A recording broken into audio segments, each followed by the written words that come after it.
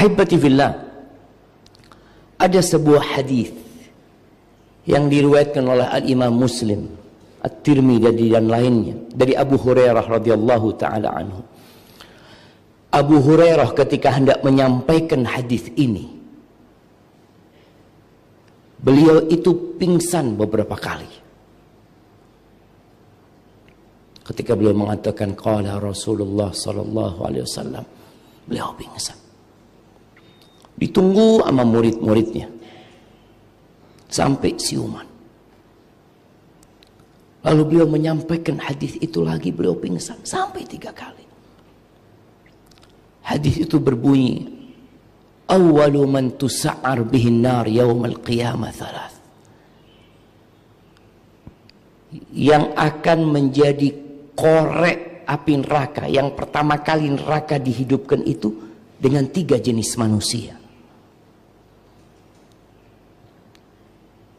Dan kalau kita lihat 3 jenis manusia ini, semuanya orang soleh. Nggak ada yang orang jahat. Yang pertama, ustaz. Api neraka itu akan dihidupkan dengan tubuhnya seorang ustaz, seorang imam, seorang guru, seorang yang alim. Kata Nabi SAW, alimun wa qari'ul Quran. Seorang yang berilmu, yang mengajarkan ilmunya, yang hafal Al-Quranul Karim. Fa'utiya bihi. Allah tidak serta-merta memasukkan hambanya ke dalam neraka. Semua insya Allah akan melewati persidangan di mana semua boleh membela dirinya. Boleh mendatangkan saksi-saksi yang meringankan buat dia. Silahkan. Ketika didatangkan seorang yang alim dan hafal Quran ini, Allah mempertanyakan kepada dia tentang nikmat-nikmat yang Allah berikan. Fa'arafah. Orang ini tidak mengingkari. Orang ini mengatakan, iya ya Allah, semua nikmat yang disebutkan tadi Engkau telah berikan kepada aku. Lalu di sini muncul pertanyaan kedua. Fama amilta biha. Engkau gunakan buat apa nikmat-nikmat yang aku berikan kepadamu? Kata orang ini, ta'allamtu fika wa 'allamtun nas wa qara'tu fika al-Qur'an. Yang aku lakukan dengan nikmat itu, aku belajar, datang ke masjid ngaji, masuk ke pesantren, belajar ilmu agama, melanjutkan kuliah ke perguruan-perguruan tinggi Islam untuk mendalami agama Allah ini demi mengharapkan keridhaanmu. Ini amalan hati. Amalan dohirnya, dia belajar, datang ke masjid, datang ke pesantren, itu dohir, satu kampung tahu dengan dia. Wa 'allamtun nas, dia naik ke mimbar, duduk di meja, di kursi ini, mengajarkan kepada manusia, itu zahir, nampak dengan kita, dan kita pun bisa menghitungnya. Berapa kali Anda datang kajian, berapa kali Anda menyampaikan kajian, berapa tahun Anda belajar, itu bisa kita hitung. Tapi ada satu hal yang dia katakan, fika, untuk mengharapkan keridhaanmu ya Allah. Ini yang di dalam hati. Wa qara'tu fikal Quran. Masya Allah. Itu mau ngaji juga kayaknya. Jamaah jangan dibiarin, itu boleh dibunuh jamaah.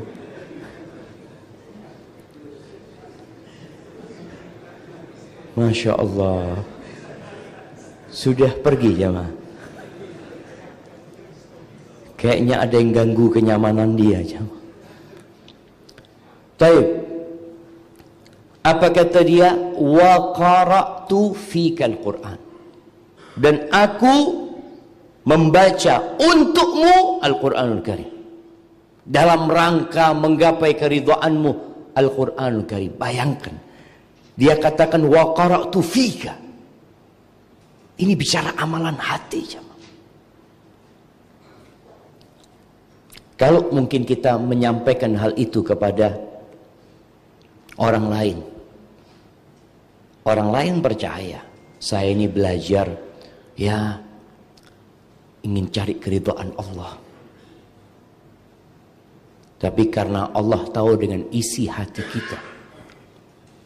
Ingat, niat ini bukan amalan lisan, bukan amalan raga, tapi amalan hati. Allah itu alimun bidzatis sudur. Allah tahu dengan apa yang terbetik di hati kita. Kita ini sekarang duduk bareng jamaah. Hati kita kemana Allah tahu. Ada sebagian mungkin yang hatinya sedang berada di pasar, karena dia harus belanja habis kajian nanti. Atau tadi ngelihat kok ada dadar gulung tadi ya, kayaknya anak pulang dari masjid mau mampir sana. Itu amalan hati.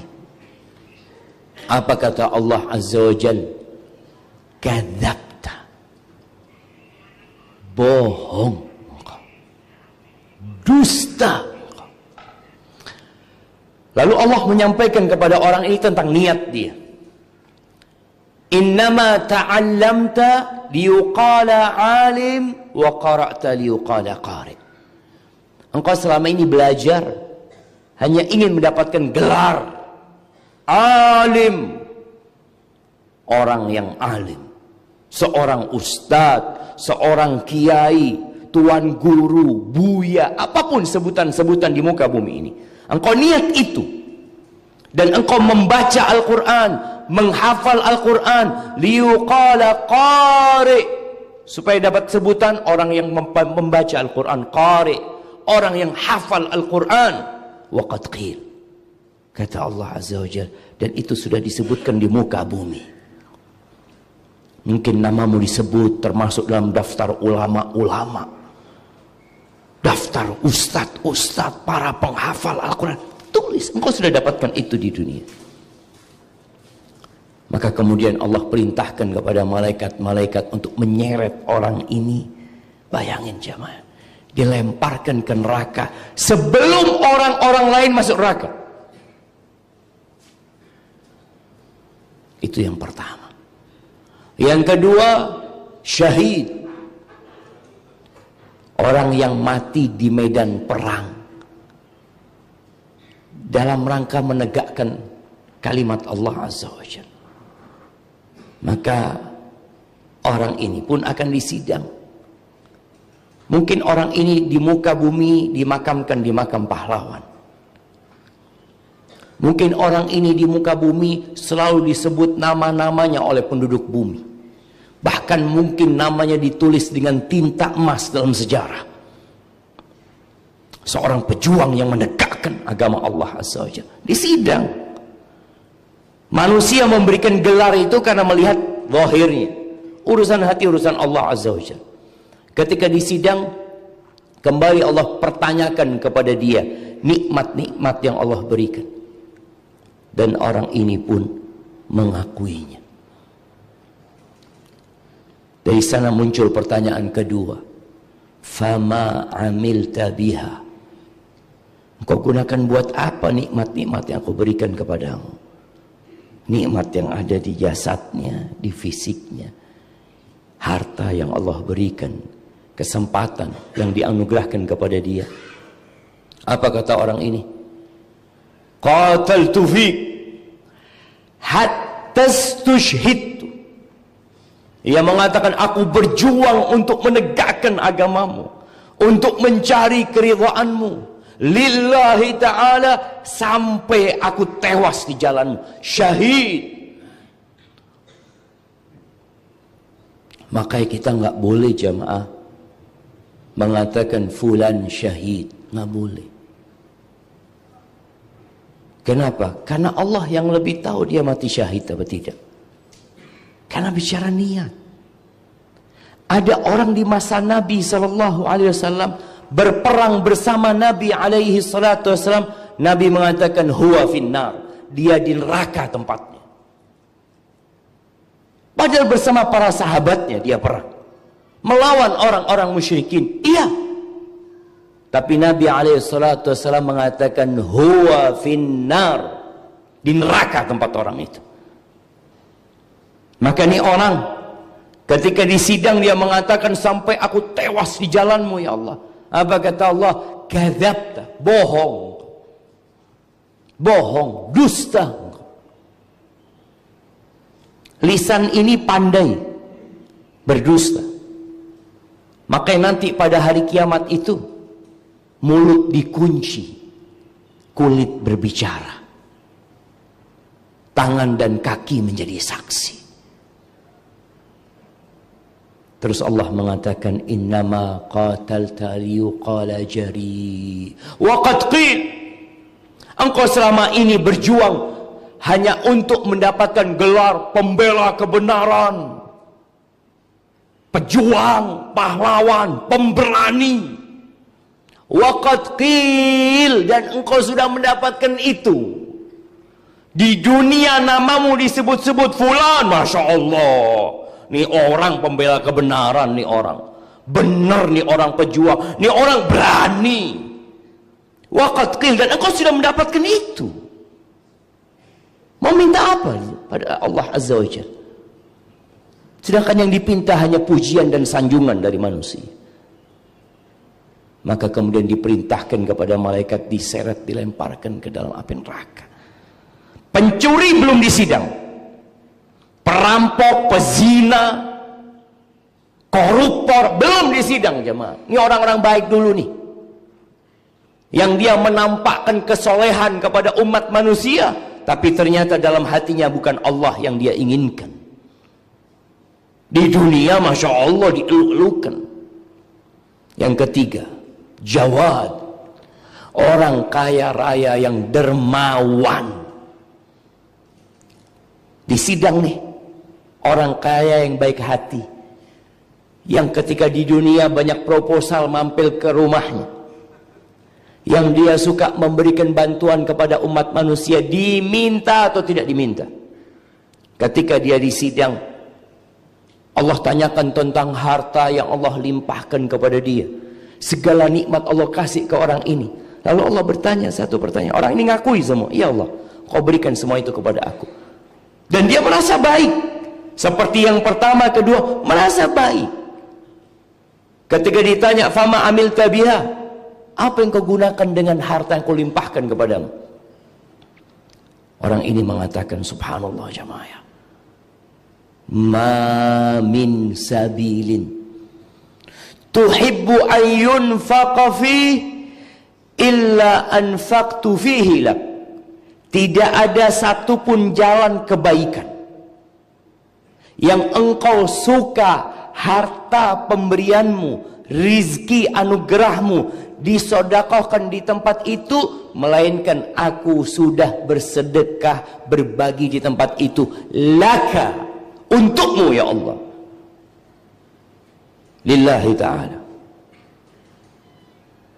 Betul, secara zahir masjid dia bangun, selesai masjid sini dia bangun masjid yang lainnya.